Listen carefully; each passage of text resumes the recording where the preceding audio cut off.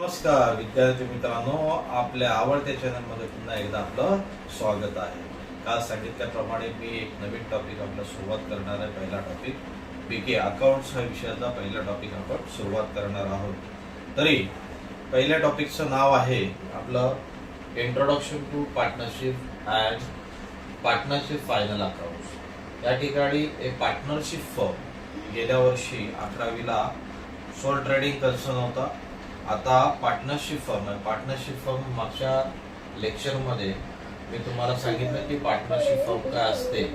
तरी सुद्धा पुन्हा की ज्या फॉर्म्स ऑफ बिझनेस ऑर्गनायझेशन आहे त्याच्यामध्ये second forms of business organisation आहे पार्टनरशिप फर्म. जेव्हा 2 किंवा 2 पेक्षा अधिक पार्टनर एकत्र येतात आणि बिझनेस स्टार्ट करतात. अरे एकाच्याने बिझनेस एक्सपांड करायला जमत नाही. 2 पेक्षा जास्त लोक एकत्र आले की कॉन्ट्रीब्युशन जास्त होतं आणि कॉन्ट्रीब्युशन जास्त झाल्यामुळे पैसा जास्त मिळतो. पैसा जास्त मुळे काय इन्व्हेस्टमेंट जास्त होऊ शकतात, वेगवेगळे मटेरियल परचेस करू शकतात आणि बिझनेस एक्सपांड होऊ शकतो. पण पार्टनरशिप फर्म मध्ये प्रत्येकाचे एक्सपेन्सेस पण असतात, लॉसेस असतात, इन्कम असतात, ॲसेट्स असतात, लायबिलिटी असतात, ह्या सर्व गोष्टी असतातच. त्यासाठी पार्टनरशिप फर्म ही एक रजिस्टर केली जाते. म्हणजे रजिस्ट्रेशन म्हणजे काय तर partner rules and regulation follow करण्यासाठी हे लीगल स्टेटस मिळण्यासाठी पार्टनरशिप फर्म रजिस्टर केली जाते. आणि ते रजिस्टर करण्यासाठी एक स्पेशल ऍक्ट आहे, इंडियन पार्टनरशिप ऍक्ट 1932. त्या ऍक्ट नुसार आपली पार्टनरशिप फर्म रजिस्टर केली जाते. पण हे रजिस्ट्रेशन जे असतं ते ऑप्शनल असतं. म्हणजेच काय, कंपल्सरी रजिस्ट्रेशन करायची गरज नाही. म्हणजे 2 किंवा त्याच्यापेक्षा जास्त लोक एकत्र आले की बिझनेस स्टार्ट होतो. पण या ठिकाणी रजिस्ट्रेशन ऑप्शनल का आहे? महाराष्ट्रामध्ये फक्त रजिस्ट्रेशन कंपल्सरी आहे आणि दुसऱ्या स्टेटमध्ये, आपल्या इंडियामध्ये दुसऱ्या स्टेटमध्ये रजिस्ट्रेशन कंपल्सरी नाही. आता आपण याच्या पुढे बघूया. आपण हे इंट्रोडक्शन झालं, त्याच्यामध्ये आपण मिनिंग आणि डेफिनेशन पार्टनरशिप फर्म तुम्हाला टेक्स्टबुक मध्ये दिलेली आहे.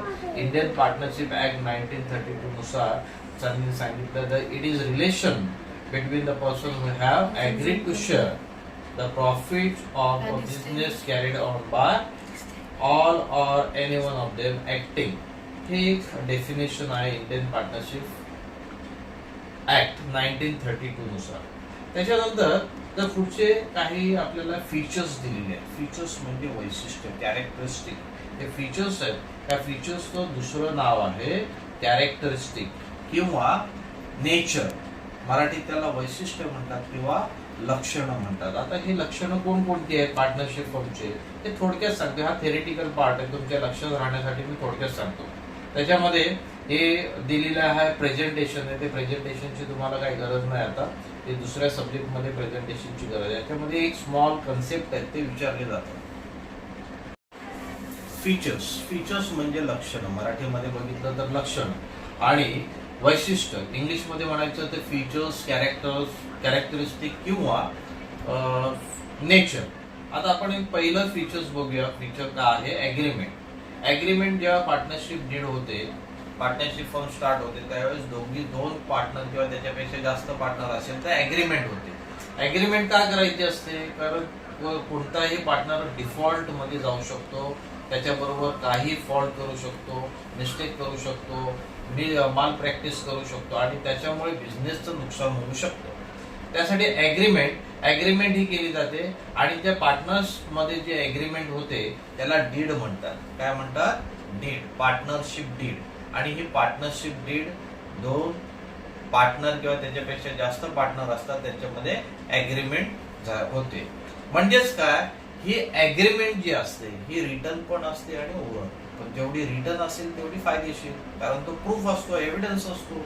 जर ओरल असेल तर माणसं आज बोलतील की आज बाबा आज विचार केलाय, उद्या तो विसरून जाणार.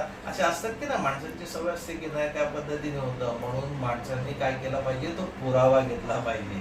आणि जर पुरावा नसेल तर मग झाली तुमची गंमत, कोणीही फिरू शकतं. ह्यासाठी आपल्याला ऍग्रीमेंट करावी लागते. आता दुसरा फीचर आहे तो म्हणजे नंबर ऑफ पार्टनर्स. किती नंबर असतात, किती पार्टनर असतात पार्टनरशिप फर्म मध्ये, किती असले पाहिजे, मिनिमम किती पार्टनर घ्यायचे, तर मिनिमम 2 पार्टनर. आणि जास्तीत जास्त किती, आता अगोदर 1932 यांच्या ऍक्ट नुसार अमेंडमेंट होतं त्यावेळेस मॅक्झिमम 12 असायचे आणि 20 असायचे. पण आता जर बघितलं नवीन ऍक्ट झाला, अमेंडमेंट ऍक्ट झाला, कंपनी ऍक्ट 2013, त्यानुसार मॅक्झिमम मेंबर किती असले पाहिजे, 50. इथे बघा 50 अकॉर्डिंग टू कंपनीज ऍक्ट 2013. हा दुसरा फीचर झाला. तिसरा फीचर बघा काय आहे, लॉफुल बिझनेस. हा बिझनेस काय असला पाहिजे, लॉफुल. लॉफुल म्हणजे लिगल, कायद्यानुसार बिझनेस चालला पाहिजे. जर बिझनेस कायद्यानुसार नसेल तर ते ब्लॅक मार्केटिंग होतं. ब्लॅक मध्ये पैसा, व्हाईट नाही, काळा पैसा, चुकीच्या मार्गाने मिळवलेला पैसा असा होतो. त्यासाठी तुम्हाला लॉफुल बिझनेस असला पाहिजे. आणि ह्या लॉफुल बिझनेस साठी जर तुमचा लॉफुल बिझनेस नसेल तर स्टेट मध्ये तुम्हाला अलाउड करणार, लाथ मारणार आणि फेकून देणार. समजलं का? त्यासाठी आपला बिझनेस काय असला पाहिजे, लीगल असला पाहिजे, कायद्याच्या तरतुदीत असला पाहिजे. असं काहीतरी आपण केलं पाहिजे. लीगल इलिगल बिझनेस अलाउड नाहीये. हा चौथा जो आहे फीचर्स बघा, sharing of profit and loss. 2 किंवा अधिक पार्टनर आहेत. अरे कधी पण दोघांच्या मारामाऱ्या होऊ शकतात, तिघांच्या एक दुसऱ्याला मारू शकतात. काय, अरे बाबा मी जास्त मेहनत घेतली, तू कमी मेहनत घेतली, मग काय करायचं, मग तो बोलणार हा मला 100% पाहिजे, हा बोलणार मी काय तुला 100% देणार. आणि मग दोघांची आमरी तुमरी झाली की बिझनेस फ्लॉप. मग काय करणार, मग आता हे नाही व्हायला पाहिजे. मग काय करायचं की बाबा हे बाबा तू 40% तू घे, हा 40% तू घे. आणि हा काय काम जास्त करत नाही ना, त्याला 20% आहे. असे 3 पार्टनर असेल तर 40-40-20 असं आपण त्याच्यामध्ये डिवाइड करू शकतो. असे 2 असेल तर बोलतो 50-50.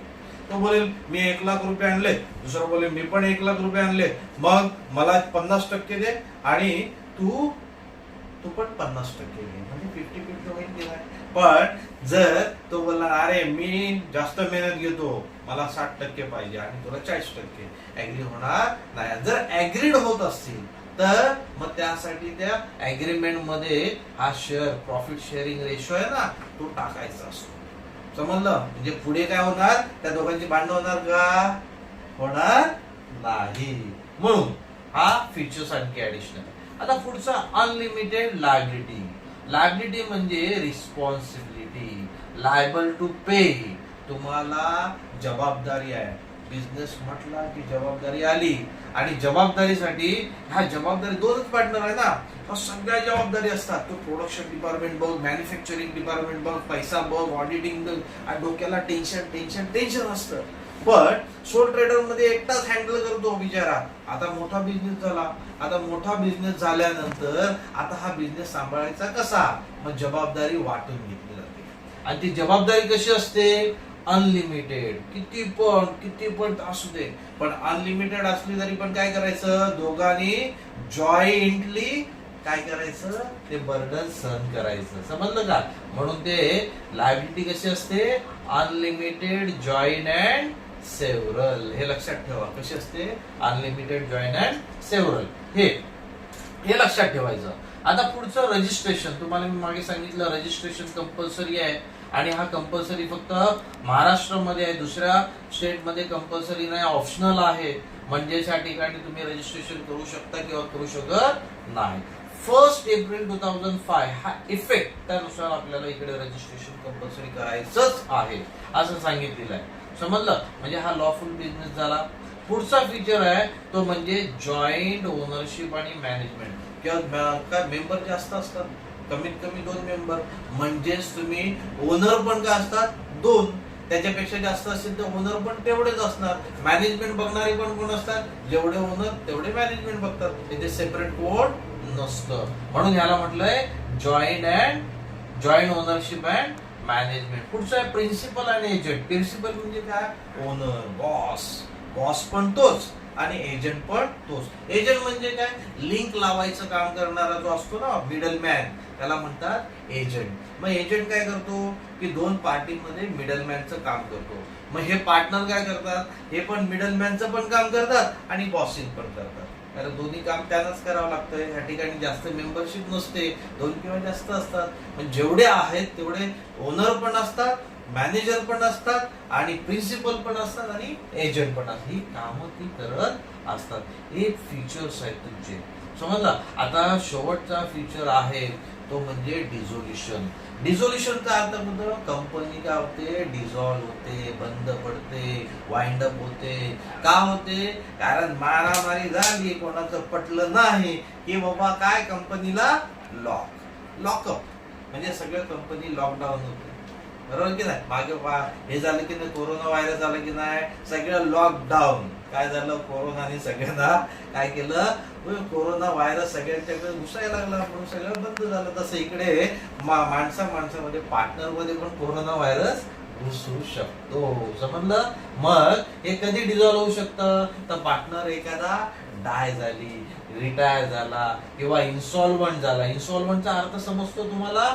इन्सॉल्वंट म्हणजे दरिद्रता आली, भिकारी झाला, तर त्या गोष्टी होऊ शकतात. आता एक छोटासा कन्सेप्ट 2 मिनिटाचा, जास्त वेळ घेणार नाही कारण ते महत्वाचं आहे. त्याच्यामध्ये काय फक्त फॉर्मॅट तुम्हाला दाखवतो. हे पार्टनरशिप डीड आहे ना, मगाशी सांगितलं. तर पार्टनरशिप डीड म्हणजे 2 पार्टनर मध्ये होणारी अग्रीमेंट, त्याला म्हणतात पार्टनरशिप डीड. हा 2 मार्काला कन्सेप्ट येतो, 1 मार्कासाठी कन्सेप्ट येतो. हा ऑब्जेक्टिव्ह टाइप क्वेश्चन विचारला जातो, व्हॉट इज पार्टनरशिप डीड, किंवा 1 वर्ड मध्ये हा क्वेश्चन विचारला जातो, म्हणून हा इम्पॉर्टंट आहे. हे जे आहे लक्षात ठेवायचं. अग्रीमेंट आली पार्टनरशिपची, त्याला काय म्हणतात, पार्टनरशिप डीड असं म्हटलं जातं. आता हे पार्टनरशिप डीड कशी असते, ते हा बाजूला तुम्हाला त्याच्यामध्ये काउंटर साइन सगळ्यांच्या असतात, पार्टनरच्या काउंटर साइन केले जातात आणि आर्टिकल ऑफ पार्टनरशिप म्हणजे आर्टिकल्स मध्ये रूल्स अँड रेग्युलेशन लिहिले जातात, टर्म्स अँड कंडिशन ते लिहिले जातात आणि त्यानुसार आपल्याला ती करावी लागते. याच्यामध्ये काय काय असतं, नेम असतं, ऍड्रेस कंपनीचा असतो, नेम ऍड्रेस ऑल पार्टनर्स असतं, त्याचं किती ड्युरेशन असणार ते असणार, कॉन्ट्रीब्युशन किती काढले ते असणार, प्रॉफिट किती, राईट्स काय, त्याचे ड्युटीज काय, त्याचे प्रोव्हिजन काय, रेट ऑफ इंटरेस्ट काय आहे, नंतर सॅलरी किती असणार, सेटलमेंट कसं करणार, हे सगळं त्याच्यामध्ये लिहिलं जातं, समजलं. आता ह्या ठिकाणी तुमच्या टेक्स्टबुक मध्ये म्हटलं तर एक छोटंसं पार्टनरशिप डीड दिलेलं आहे. हे असं रजिस्ट्रेशन असतं. भारत आपलं नॉन ज्युडिशियल असं 100 रुपीच्या स्टॅम्प पेपरवर तुम्हाला केलं जातं, समजलं. आजपर्यंत आपण आजच्या ह्या लेक्चर मध्ये आपण फक्त फीचर्स आणि पार्टनर्स अग्रीमेंट आहे तेवढंच बघणार आहोत. बाकीचं उद्याच्या एपिसोड मध्ये आपण ऍडजस्टमेंट कसे असतात, मेन फॉर्मॅट कसा असतो तो, पण तुमच्या टेक्स्टबुक मध्ये जो फॉर्मॅट आहे तो फॉर्मॅट तुम्ही करा, पण मी सिम्प्लिफाय करून सांगेन, तुम्हाला सिम्प्लिफाय करून सांगेन आणि त्याच्यामध्ये तेच कंटेंट तुम्ही तेवढे केले तरी सुद्धा आरामात चांगल्या मार्काने तुम्ही पास होता. तुम्हाला फक्त लॉजिकली विचार करायचा आहे. टेक्स्टबुक मध्ये तुम्हाला दिलं आहे, तुम्ही टेक्स्टबुकचा वापर करता, पण लॉजिकली कसं असलं पाहिजे ना ते मी सांगणार, समजलं. जर तुम्ही या चॅनलवर नवीन असाल तर सबस्क्राईब करा, लाईक करा आणि शेअर करायला विसरू नका, कारण जेणेकरून दुसऱ्याचाही फायदा होऊ शकतो. आपल्याला नोटिफिकेशनसाठी बेल आयकन आहे ती प्रेस करा. धन्यवाद. ओके, असंच सपोर्ट करा आणि सबस्क्राईब करायला विसरू नका. धन्यवाद.